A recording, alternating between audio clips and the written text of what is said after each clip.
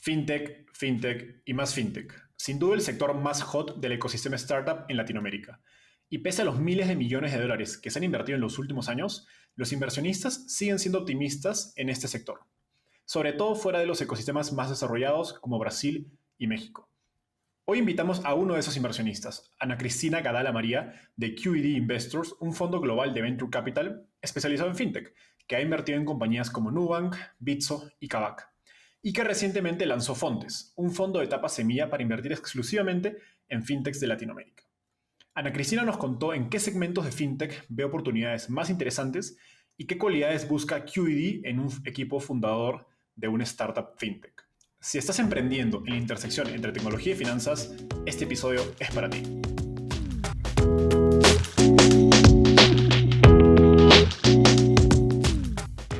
Hola Ana Cristina, ¿qué tal? Bienvenida al podcast de Startupeable. Hola Enzo, gracias por la invitación y por tenerme acá. Súper. Empecemos por la pregunta que siempre le hago a mis invitados. ¿Cómo llegaste al mundo de las startups? Yo entré al mundo de las startups hace como 4 años cuando me fui a sacar mi MBA. Pues yo ya estaba lista para un cambio realmente en mi vida y todo partió desde el punto de impacto social, diría yo. O sea, a mí siempre me ha llamado la atención Latinoamérica y hacer algo en temas de impacto social, y pues realmente yo veo el emprendimiento, las startups, la innovación como la mejor forma de ver progreso, de ver un cambio realmente. Entonces pues yo decidí irme a sacar mi maestría con la idea de o yo lanzar mi propio startup enfocado en impacto, o meterme justamente pues donde terminé, que era el mundo de Venture Capital. Entonces todo partió como desde esa perspectiva, y creo que sigue siendo pues una gran parte de la razón que me gusta estar en este mundo, pero sí, fue así mi entry. Súper. Ahora conversemos un poco acerca de QED. Quienes llevamos tiempo en el ecosistema, sabemos quién es QED, que es uno de los fondos líderes en fintech en Estados Unidos y se ha posicionado también en Latinoamérica, pero no necesariamente gente ajena al ecosistema o más reciente. Brevemente cuéntanos qué es QED y por qué crees que ha tenido un rol tan relevante en Latinoamérica. Sí, QED, como bien dijiste, es un fondo global enfocado en fintech. QED nació siendo como family office de Nigel Morris, uno de los cofundadores de Capital One. Y realmente, pues, dado ese origen, se ha enfocado mucho en todo lo que es fintech desde que comenzó en el 2008. Así que creo que lo que diferencia a QED es que todos venimos de experiencia operativa, y por eso pues ya sea trabajando directamente en instituciones financieras, en startups, en el mundo de fintech, y por eso pues podemos agregar realmente valor a nuestras compañías del portafolio, y a los emprendedores, porque entendemos de dónde están y los retos que tienen, ¿verdad? QED como tal invierte pues globalmente. Tenemos inversiones en Estados Unidos, en Europa, en Latinoamérica, y hace poco empezamos a invertir en la India también. Somos un fondo de etapa temprana, entonces invertimos casi siempre pues desde seed hasta serie B, pero tendemos a invertir más que nada en la serie A. Y hace poco pues lanzamos un fondo nuevo, que es el que yo estoy liderando, que se llama Fontes, enfocado pues justamente en más temprano en Latinoamérica, pre-seed y seed.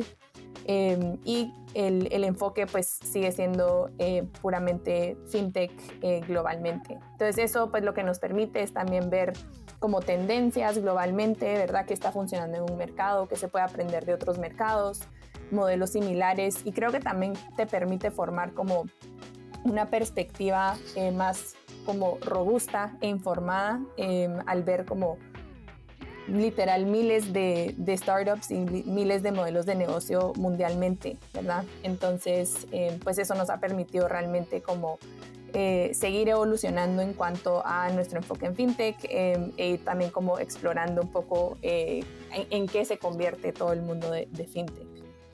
Súper. Nos contabas el valor de la especialidad que tiene QED en fintech y servicios financieros. Hoy en Latinoamérica aún no existen muchos fondos de Venture Capital especializados en una vertical, como es el caso de ustedes. De hecho, eres la primera inversionista en el podcast que tenemos que ser especializada en una vertical. Cuéntanos qué ventajas tangibles tiene para un emprendedor levantar capital de un inversionista especializado como ustedes o de otro que puede estar especializado en otra vertical? Sí, yo creo que tiene varias ventajas y específicamente en fintech creo que pues hay algunas como particularidades del ecosistema, regulaciones, ¿verdad? O sea, hacer crédito es complicado, o sea, hay muchas dinámicas que no son fáciles, digamos, para cualquier emprendedor y creo que teniendo un fondo especializado en fintech, o sea, que ha visto, digamos, QED ahorita tiene más de 140 inversiones, entonces a lo largo de los casi 15 años que llevamos operando, pues hemos visto los retos, hemos visto los modelos de negocio, hemos visto partnerships, hemos desarrollado networks y creo que todo eso dentro de fintech, digamos, tiene mucho valor porque te puede ayudar, uno, a abrir puertas, pero dos, también a solo tener a un advisor en tu equipo, digamos, que tiene esa perspectiva y que te puede ayudar a ir solucionando tus retos día a día y creo que eso pues no todos lo tienen si estás viendo pues muchas verticales o no estás enfocado. Entonces yo creo que tener ese como expertise y esa perspectiva global creo que puede ayudar mucho en términos como estratégicos y también día a día. Y creo que con QED en particular, como mencionaba al principio, pues la mayoría venimos de experiencia operativa y creo que eso, o sea, puede ser un fondo enfocado en fintech o puede ser un fondo también enfocado en fintech y haber trabajado en fintech y creo que eso también es súper valioso para el emprendedor porque también te permite sentir que es un miembro más de tu equipo que realmente entiende lo que estás haciendo y creo que eso pues es un valor muy grande para nuestros emprendedores. Súper. ¿Y cómo ves que ese valor, digamos, se configura en Latinoamérica en particular? Porque, digamos, tienen experiencia en fintech, pero Estados Unidos es un mercado también distinto. O sea, tiene necesidades, digamos, es un país que quizás lleva 10, 20 años a Latinoamérica y ves, digamos, siempre pienso en David Vélez cuando él habla de pues, un producto en Latinoamérica tiene mucho impacto. En Estados Unidos mejora la experiencia, ¿no? ¿Cómo ves que ese valor, digamos, cambia o incluso su rol ayudando a su portafolio en las compañías de Latinoamérica versus Estados Unidos? Sí, creo que, o sea, es un buen punto. Creo que es diferente el tipo de valor y pues la experiencia directa, digamos, que hemos tenido nosotros, tal vez no es exactamente la experiencia directa. Pero pues creo que hay muchas dinámicas que siguen siendo relevantes, ¿verdad? O sea, armar un modelo de crédito, tu modelo de underwriting, los básicos como fundamentals de una compañía de fintech siguen siendo bastante relevantes y hasta temas como cómo armar tu equipo, ¿verdad? Como en qué momento decidís contratar a X persona, que pues eso no es relevante, no es específico solamente a fintech, pero creo que igual es valor que se puede ir agregando sin importar la región. Y creo que lo otro es que también, pues sí, invertimos en Estados Unidos, pero al invertir globalmente, yo creo que tenemos también como referentes mundiales, ¿verdad? No solo de Latinoamérica, sino que podemos ir viendo, por ejemplo, en la India, ahora que empezamos un país emergente, ¿qué estamos viendo ahí que podría aprender Latinoamérica? ¿Qué vimos que un modelo similar en otro país hizo que funcionó?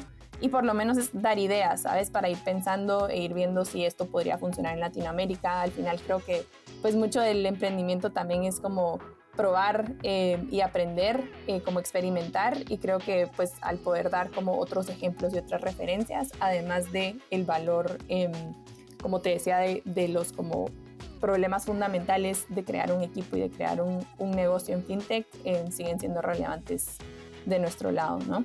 Y pues lo último que agregaría es que quiera que no llevamos, QED empezó a invertir en Latinoamérica en el 2014 cuando invertimos en Nubank, fue nuestra primera inversión en Latinoamérica.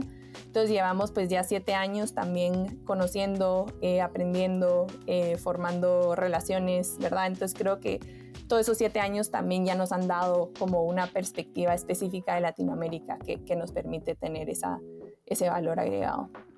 Yo creo, a veces lo resumo como los inversionistas que ya, digamos, que tuvieron roles operativos o estuvieron en la industria, de algún modo ya vieron la película. Entonces es mucho más sencillo para el emprendedor poder pues, avanzar en este mundo, digamos, experimentar en un mundo con tanta incertidumbre cuando tienes a alguien que te dice, sí, por ahí funcionó, por ahí de repente no tanto, pues tienes que pensar en A, B y C, por ese lado no vayas, simplemente sin duda es de mucha ayuda. Ahora, volviendo a lo que nos mencionabas del fondo de Fontes, ¿no? Recientemente lanzaron este nuevo fondo llamado Fontes, que está especializado en inversiones en fintech en etapa pre-semilla y semilla en Latinoamérica. Sin embargo, QED ya ha invertido en etapa semilla en la región. Recientemente vi el ejemplo de Worky. Cuéntanos qué es Fontes y cuál fue la lógica de crear un fondo adicional para enfocarse en esa etapa. Sí, pues sí, QED justamente ha invertido en etapas semilla hasta serie B y creo que pues tendemos a invertir más en la serie A. La razón por la que Fontes es diferente y por qué decidimos lanzar Fontes, pues Fontes es específicamente inversiones más pequeñas del lado de QED. Nuestras inversiones son de hasta $500,000 en una primera inversión, con la posibilidad como de hacer una segunda inversión del mismo tamaño. Entonces es una inversión más pequeña en modelos de negocios nuevos, diría yo, y también como expandir un poco lo que conocemos del lado de QED y en lo que invertimos. Entonces yo diría, es una estrategia un poco distinta y también se configura de una manera distinta. Por un lado, o sea, QED conoce FinTech muy bien, ¿sabes?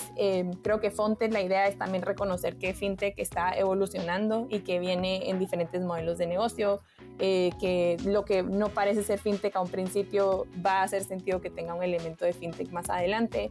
Y entonces también Fontes es una forma de que nosotros podamos invertir en lo que ya le llamo como FinTech adjacent, pero como FinTech Plus, digamos, no solo lo que es puramente pagos o créditos o préstamos o financiamiento, sino que modelos que tal vez tengan un elemento como el embedded finance, el famoso embedded finance que ahora se escucha por todos lados, pero creo que tiene mucha relevancia en Latinoamérica específicamente.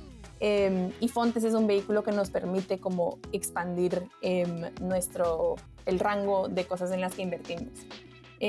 También lo otro que lo distingue, creo yo, es que parte de nuestro capital de Fontes, o sea, Fontes es un fondo de 12 millones, viene de emprendedores de nuestro portafolio de QED. Entonces, emprendedores latinos que han creado sus compañías, que algunos ya las han crecido muchísimo, que se han vuelto unicornios, han decidido invertir en Fontes como individuos para ellos también contribuir al ecosistema y lo que permite es que sean como mentores o advisors para las compañías del portafolio de Fontes. Entonces yo creo que lo interesante para un emprendedor en etapa pre-semilla o semilla que recibe una inversión de Fontes es que tienen por un lado la expertise global de FinTech de QED y por otro lado pues el conocimiento local de los emprendedores que ya construyeron, que como tú dices ya vieron la película desde el campo, digamos, por decirlo así, y pueden dar como también esa perspectiva y ese valor. Súper, sí vi que Brian Records, a quien tuvimos en uno de los primeros episodios, está como inversionista en el fondo de Fontes. Ahora, quiero preguntarte específicamente qué es Embedded Finance, porque es un término que se ha empezado a utilizar últimamente y creo que quizás la gran mayoría que nos está escuchando no lo ha escuchado, no lo entiende bien. ¿Qué es Embedded Finance y qué otras verticales les emocionan en Fontes relacionadas a estos nuevos modelos de negocio o la expansión de FinTech que nos estabas describiendo? Sí, creo que Embedded Finance es súper interesante, especialmente para Latinoamérica, y ahorita entro un poquito más en detalle sobre eso, pero para empezar con la definición, o sea, Embedded Finance es tomas un modelo de negocio que no es necesariamente relacionado a finanzas y le integras un elemento financiero. Entonces, por ejemplo, tomar en cuenta Kavak, ¿verdad? Que empezó siendo un marketplace, un mercado para comprar carros usados. Y ahí pues no tenía nada de fintech, pero poco a poco fueron evolucionando el brazo de financiamiento para comprar un carro usado. Y entonces son modelos que no empiezan, que realmente su core, digamos, no es fintech, pero les hace sentido. O sea, y muchas veces pasa que empiezan a recolectar tanta información sobre sus usuarios que tienen como una diferencia competitiva, digamos, versus un banco o versus otra institución financiera, que les hace sentido desarrollar financiamiento, ¿verdad? Desarrollar ese elemento de fintech. Entonces se vuelve un modelo de negocio como al final empieza a volverse una parte importante del modelo de negocio y de los ingresos, es fintech. Entonces yo creo que lo importante aquí es también como emprendedor, digamos, darte cuenta que tal vez si en algún punto hace sentido un elemento de financiamiento, de de seguros, sabes, de pagos. O sea, no necesariamente tenés que empezar por ahí, pero puedes tener como la visión más a largo plazo de que si tú estás haciendo algo donde tenés acceso a datos, estás creando como un producto que es súper importante y valioso para el consumidor, que después van a tener esa lealtad y no se van a querer como ir de tu plataforma o de tu producto, tal vez tú tenés como una ventaja y una oportunidad de también desarrollar más elementos, ¿verdad?, a tu modelo de negocio. Y creo que en Latinoamérica específicamente, pues has visto estos modelos como de plataforma, digamos, que al final no solo solucionan un problema, sino que solucionan pues varios problemas dentro de la cadena de valor. Uno, porque es necesario hacerlo. Creo que si tú quieres hacer como un modelo que funcione, no puedes arreglar solo como el paso 1 de 7 pasos y los otros 6 están rotos. Entonces terminan resolviendo los 7 pasos enteros. Y pues muchas veces uno de esos pasos incluye fintech. Y creo que si ves ejemplos, ¿verdad? Quinto Andar, Kavak, Loft, son ejemplos de compañías que no empezaron como fintech, ¿verdad? Pero ahora son estas grandes plataformas que cubren, Creditas también es otro, que cubren muchísimas verticales, ¿verdad? O muchísimos como modelos de negocio que si tú los vieras, especialmente en Estados Unidos o en Europa, pues tal vez cada una podría ser su propia compañía, ¿verdad? Pero en Latinoamérica no es el caso porque te toca abarcar como todo para que haga sentido tu compañía. Entonces, por eso a mí me emociona mucho este tema, es porque yo creo que todavía hay muchas industrias y muchas verticales donde no se ha visto a un jugador o una presencia muy grande, digamos, y creo que todavía hay oportunidad para como disrumpir y crear este tipo de modelos de negocio. Sí, en uno de los primeros episodios con Santiago Suárez de ADI, que él tiene experiencia en fintech en Estados Unidos, contaba cómo tienes que construir todo el stack, ¿no? Porque simplemente en Latinoamérica no hay buenos proveedores o buena infraestructura para muchos de esos pasos de la cadena de valor. En ese sentido, o sea, digamos, ustedes invierten en etapa presemilla y semilla, donde pues la idea aún está, o el modelo de negocios, el producto todavía se está cuajando, no es muy temprano para decir, sabes que esta compañía, si es exitosa, va a ser de esta manera. ¿Cómo, digamos, tú buscan que el emprendedor ya tenga esta idea de Embed Finance, o ustedes incluso pueden decir, ¿sabes qué? No, este negocio va bien, el emprendedor de repente no tiene idea, pero creemos que eventualmente puede llegar a tener un elemento fintech? Uh-huh. Sí, yo creo que es un poco de los dos. O sea, yo creo que entendemos que nadie realmente lo va a tener armado desde un principio, pero creo que sí queremos ver que tengan esa visión, ¿sabes? Como que yo creo que parte de lo que buscamos en emprendedores es que piensen en grande y que le vean el potencial a largo plazo a su negocio. Entonces, el saber reconocer esa oportunidad para nosotros es importante. Creo que el valor que nosotros podemos agregar es justamente pues ayudarlos a pensar en qué momento hace sentido empezar a desarrollar el lado fintech, cómo lo podemos hacer y ya pues empezar a incorporarlo y crecer el negocio. Pero no esperamos que lo tengan pues desarrollado en sí, y sabemos que muchas veces no hace sentido empezar por ahí, ¿verdad? O sea, tenés que crear todo el resto de la plataforma para que haga sentido pues ya integrar este elemento de financiamiento o sea cual sea lo que vas a integrar, ¿no? Así que creo que es un poco de los dos. Súper. Sí, si no me equivoco, Kavak empezó a hacer financiamiento recién a partir de su serie B. Entonces también en etapa semilla creo que es ya es tratar de hacer fintech en etapa semilla, aparte de un producto, digamos, el producto de entrada, creo que ya es tratar de abarcar demasiado. Sí. Sobre todo cuando pues, en esa etapa los recursos suelen ser lo que menos tienes, menos tiempo, etc. Totalmente, sí. Oye, Ana Cristina, en un episodio anterior, en 2 episodios anteriores conversaba con inversionistas como Santiago de 500 Startups, Claudio Barahona de Alaya, acerca del vacío de financiamiento en etapa semilla. Y por eso me alegró que cuando empecé a leer acerca de Fontes, ustedes mencionan que uno de sus objetivos es justamente cubrir ese vacío del financiamiento en etapa semilla. Y que se enfocarán incluso en países fuera de Brasil y en países como México, Colombia, Perú y Chile. Cuéntanos en qué consiste este vacío de financiamiento que han identificado. Sí, yo creo que definitivamente sigue habiendo un vacío, especialmente para ciertos países o si no para algunos emprendedores. O sea, creo que muy pocos emprendedores tienen acceso a los fondos globales, a inversionistas pues fuera de Latinoamérica, y creo que pues todavía hay mucha oportunidad ahí.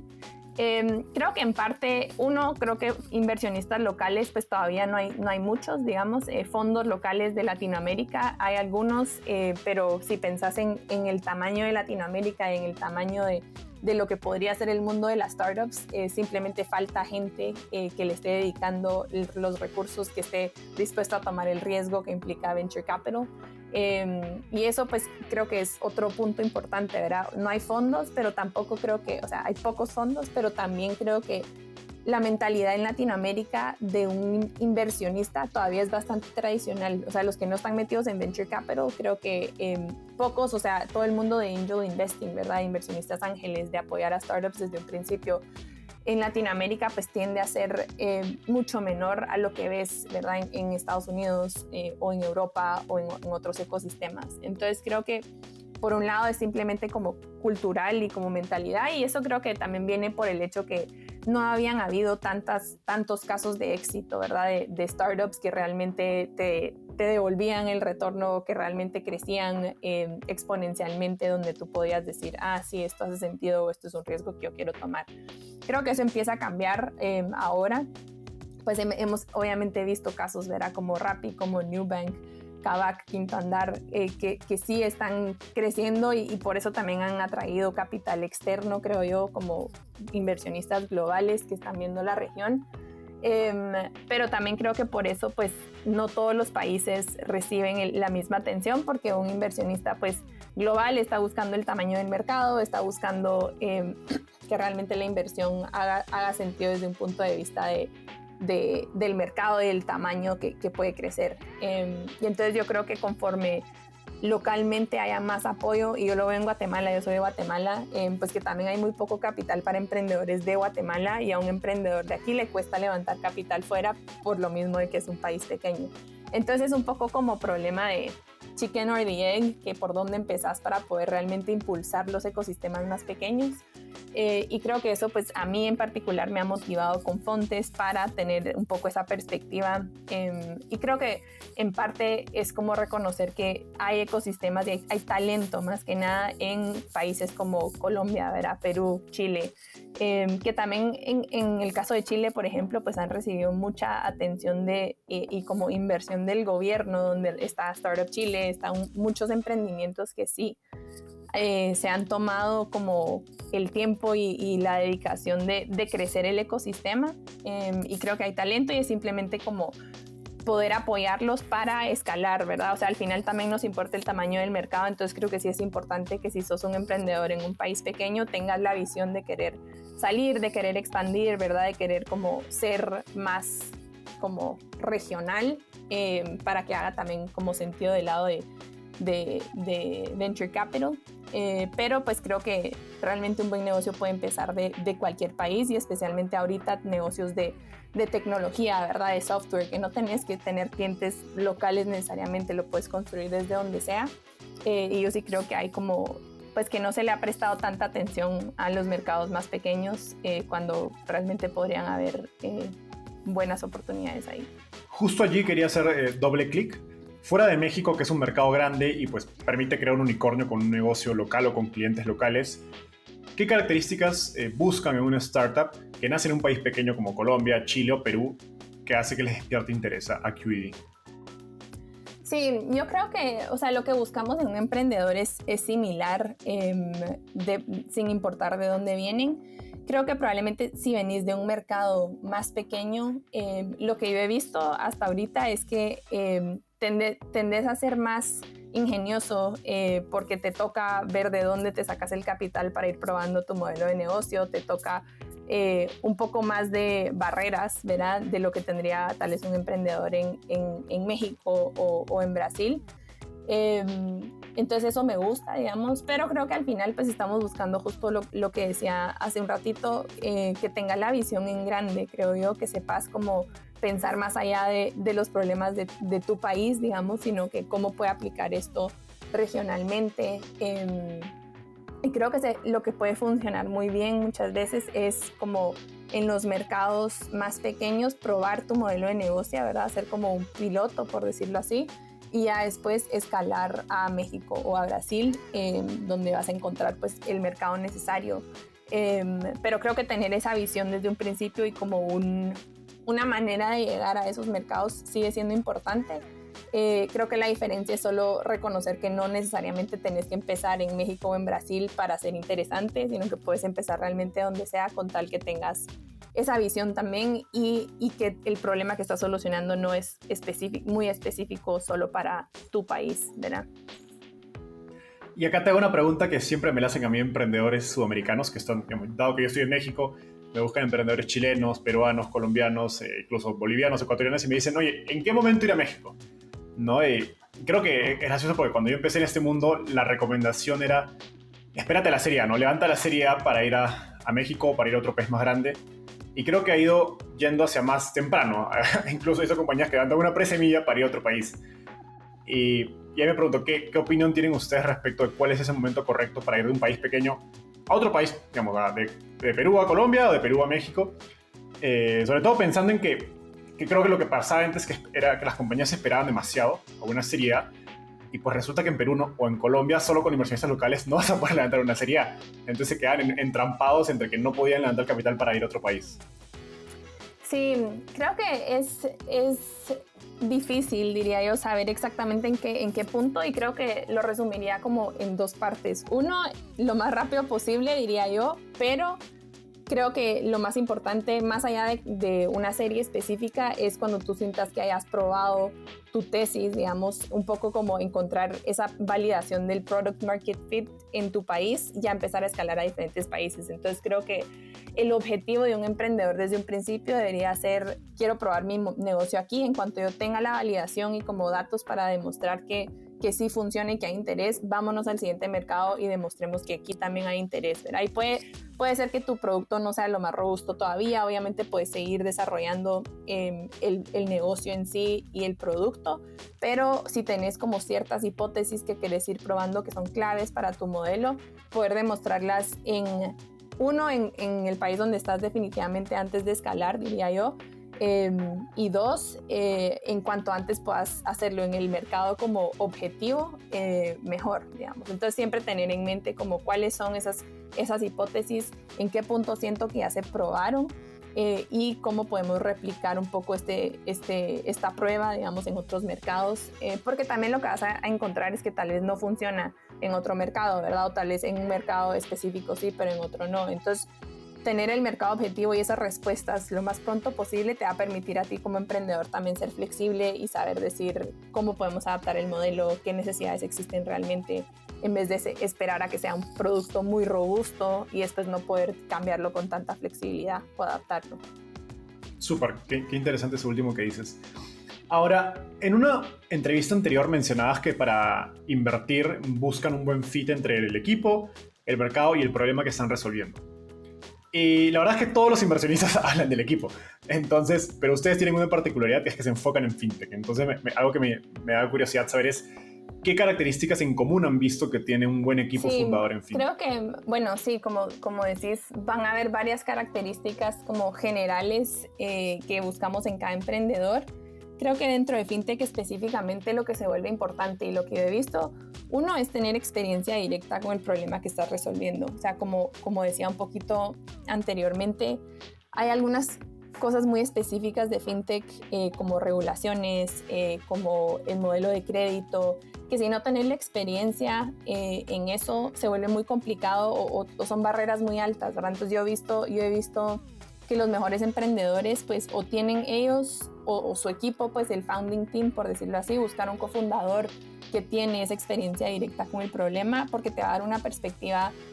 Uno, a ti te va a permitir como desarrollar tu negocio desde un punto de vista con más información, digamos, y también para un inversionista nos da también esa confianza de que, o sea, nosotros como QED sabemos, digamos, algunos retos que se te vienen, y si tú los has tenido que abordar antes, pues nos da más confianza en que lo vas a poder volver a hacer, ¿verdad? Versus si es empezar desde cero. Se puede, digamos, pero creo que un gran emprendedor tiene esa experiencia directa en el problema que está resolviendo. Y dos, también un poco a lo que aludía antes, es que piensan en grande. O sea, creo que más allá del problema inmediato que tú puedes empezar a resolver es, ok, ¿qué más puedo resolver dentro con este modelo de negocio, ¿verdad? O muchas veces lo pensamos así como un wedge, digamos, la primera forma en que puedes tú como entrar a abordar un problema o como capturar a tu mercado, capturar el interés, pero tenés que como que ver la visión más allá de lo que estás resolviendo inmediatamente. Creo que también es una característica en común, porque también te permite realmente crear un negocio grande, ¿verdad? O sea, y muchas veces las oportunidades no vienen de lo más obvio.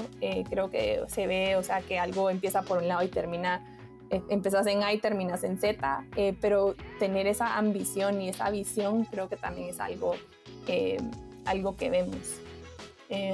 Pero sí, creo que, o sea, dentro de lo que buscamos en emprendedores, pues justamente es ese tipo de características, digamos, además que esto no creo que solo aplica para fintech, pero es mucho como las características de que van a saber ser flexibles, van a poder aprender y experimentar y moverse rápido, como tener un poco esa mentalidad como de crecimiento y flexibilidad, que quieren escuchar.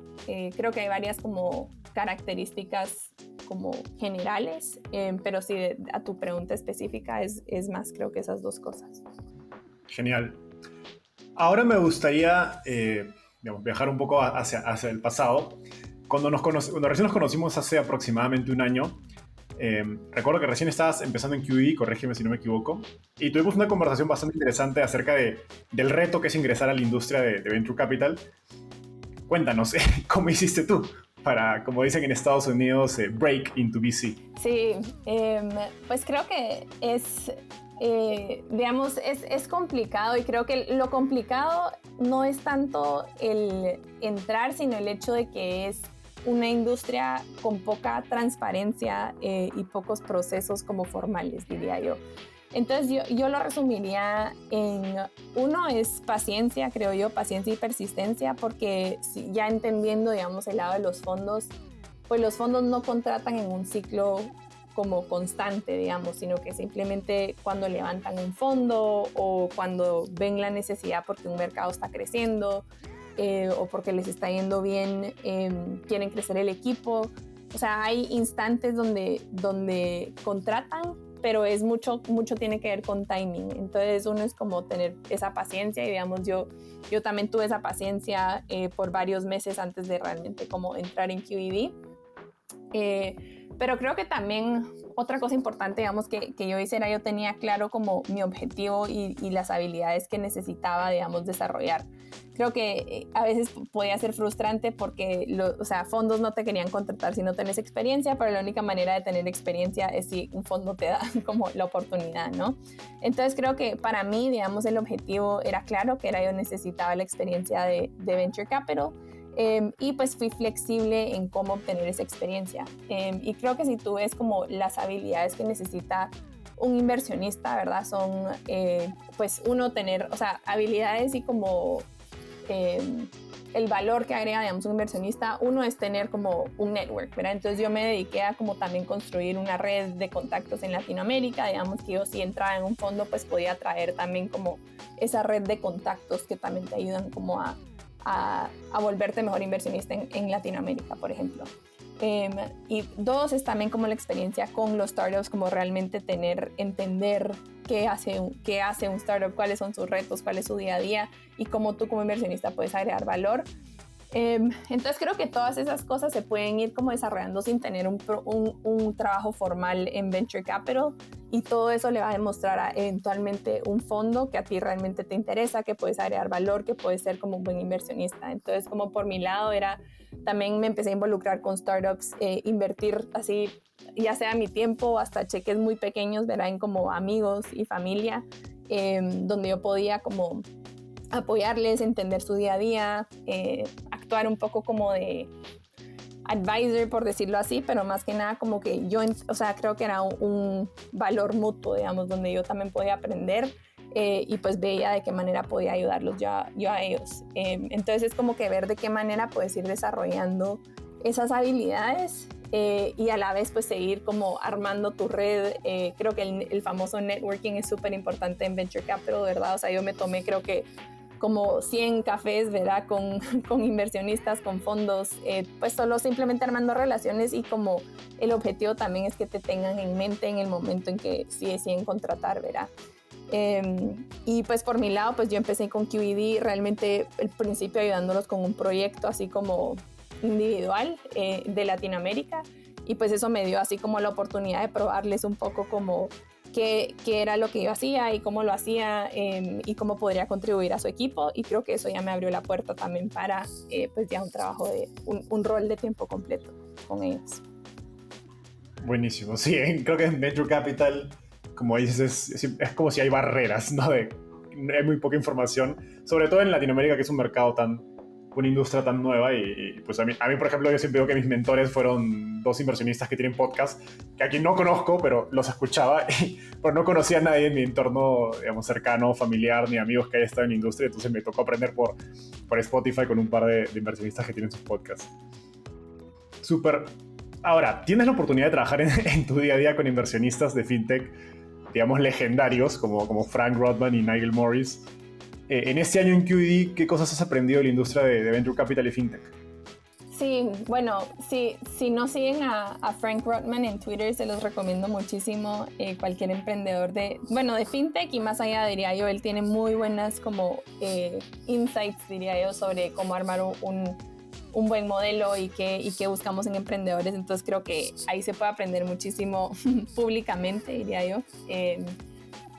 Pero digamos cosas que he aprendido específicamente, uno, y esto no necesariamente es de fintech, digamos, pero creo que uno es el poder de una buena relación entre inversionista y emprendedores. O sea, yo creo que muchas veces se percibe como, especialmente cuando el emprendedor te está haciendo un pitch, como una relación transaccional, ¿verdad? Como que yo te presento mi idea, tú me decís qué pensás, decidís invertir y ya.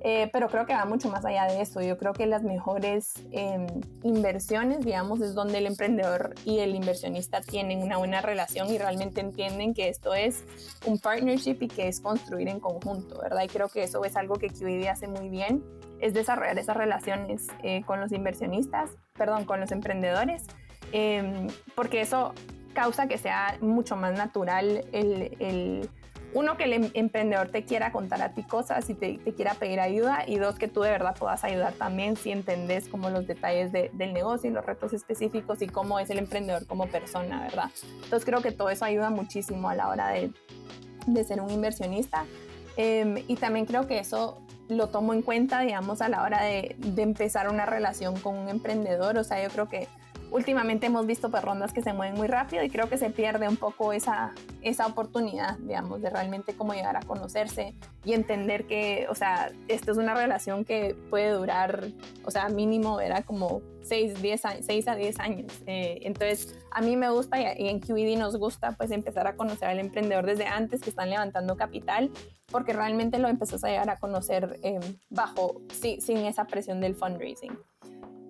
Y otra cosa que he llegado a apreciar, digamos, del lado de QED específicamente, es el valor de la experiencia operativa. Y creo que pues sí hay dos como escuelas de pensamiento. Una es que sí se necesita experiencia operativa para ser inversionista, otra es que no. O sea, yo creo que puedes tenerla o no, pero yo he llegado a realmente apreciar uno, que lo que los emprendedores valoran en inversionistas, ¿verdad? Y como lo que tú puedes realmente aportar si tenés esa experiencia. Y dos, digamos, es como realmente como poder ponerte en los pies del emprendedor y darle advice, darle apoyo relevante a lo que están haciendo. Y digamos, algo que hemos hecho en QED para que vean como el nivel que nos gusta involucrarnos también. Digamos, yo ahorita estoy pasando parte de mi tiempo como directora de marketing en Worky, justamente. Otra de nuestras socias ha pasado parte de su tiempo como directora de analytics en Creditas. Entonces tenemos esta oportunidad, digamos, donde nos involucramos realmente, y eso es por la naturaleza, digamos, y el ADN que tenemos como más operativo, que creo que pues he aprendido que no solo te ayuda como a entender mejor al emprendedor, pero también volverte mejor inversionista, creo yo. Buenísimo, no sabía eso último, qué gran descubrimiento, y que, digamos, sobre todo interesante para tu carrera como inversionista poder tener esa experiencia de meterte ya literalmente con un rol dentro de la compañía de tu portafolio. Finalmente, En la industria de Venture Capital en Latinoamérica aún vemos pocas mujeres en cargos con poder de decisión de inversión. Tú eres una de esas pocas. ¿Qué recomendaciones le darías a una mujer buscando hacer una carrera de Venture Capital en Latinoamérica? Sí, creo que es un punto importante. Creo que parte de la dinámica es justamente en general el Venture Capital en Latinoamérica es escaso. Pero creo que específicamente para mujeres es buscar los recursos. Creo que ahora hay muchas como organizaciones, recursos. Está una organización que se llama We Invest Latam, que es justamente mujeres inversionistas en Latinoamérica. En Estados Unidos, bueno, globalmente hay una organización que se llama Women in VC, que digamos ahí la clave, diría yo, es armar un network, y muchas veces otras mujeres inversionistas pueden ser tus mejores aliadas a la hora de buscar una oportunidad. Yo justamente entré a QED conectando con Lauren Morton, que es una socia dentro de QED enfocada en Latinoamérica, a través de una de estas organizaciones de mujeres que están diseñadas justamente para crear esa red de apoyo. O sea, creo que ya de por sí el Venture Capital tiene barreras, y creo que para una mujer, si tú no ves a muchos ejemplos como tú, puede ser un poco también intimidante. Entonces la idea, creo que justamente con este tipo de iniciativas es hacerlo más accesible y ver de qué manera podemos apoyarnos entre mujeres para que tengamos más representación, diría yo, en el mundo de inversiones. Entonces diría pues buscar este tipo de redes, desarrollar network. Obviamente yo feliz de hablar con cualquier, ya sea mujer o hombre, pero específicamente también mujeres para ver de qué manera puedo apoyar, ya sea con mi experiencia o con cualquier otra cosa. Pero creo que es justamente eso. Creo que las redes tienen mucho poder en esta industria. Buenísimo. Oye, Ana Cristina, llegamos a la parte final de la entrevista. En esta sección yo la llamo ronda de tweets. Básicamente te voy a hacer una pregunta y me tienes que responder en lo que te toma escribir un tweet, o sea, menos de un minuto. ¿Estás lista? Súper, démosle. Vale. Estoy viajando de Ciudad de México a Guatemala. ¿Qué libro debería leer? Deberías leer Range de David Epstein. Es un libro que habla sobre el poder de ser generalista versus especialista, que es chistoso dentro de este contexto, pero creo que es más hablando del growth mindset que uno puede tener y de cómo es bueno mantenerse uno con la mente abierta, flexible, no enfocarte en solo especializarte en una habilidad desde un principio, sino que mantenerte abierto. Y creo que aplica no solo para el trabajo, sino para la vida personal también. Así que recomendado. Buenísimo, no, me lo han recomendado antes. Ahora, ¿qué te gustaría cambiar del mundo de las startups en Latinoamérica? Creo que definitivamente ver a más mujeres emprendiendo. Pues creo que hemos visto más, pero específicamente en fintech, digamos, de los emprendedores que yo conozco, hay muy pocas mujeres. Me gustaría ver más mujeres tomando ese riesgo, y también más mujeres buscando a inversionistas globales. Genial. Finalmente, ¿quién es un inversionista en Latinoamérica al que crees que debería entrevistar y por qué? Creo que deberías entrevistar a Pepe Bolaños de Cometa, si es que no lo has hecho. Es un inversionista también de etapa temprana en México. Creo que él tiene una perspectiva única sobre el mercado. Es muy intelectual, pasa mucho tiempo pensando en sus tesis, y creo que eso es raro cada vez más en esta industria. Así que lo recomiendo. Qué chévere, qué bueno que hayas escrito esa cosa en específica, porque si en un mundo de Venture Capital tan acelerado, donde las decisiones se toman tan rápido, las tesis ya cada vez pierden relevancia. Bueno, pues simplemente porque no se les puede dedicar tanto tiempo, ¿no? Cuando estás compitiendo por cerrar una inversión con otros inversores. Oye, Ana Cristina, muchas gracias por estar acá. Ha sido una conversación muy interesante. Pueden seguir a Ana Cristina en Twitter como @acgadala. Y pues bueno, no se olviden de seguir a Frank Rothman también, que ya nos recomendó Ana Cristina, donde pueden aprender mucho en Twitter. Ana Cristina, gracias. Nos vemos. Bye. Gracias, Enzo. Bye.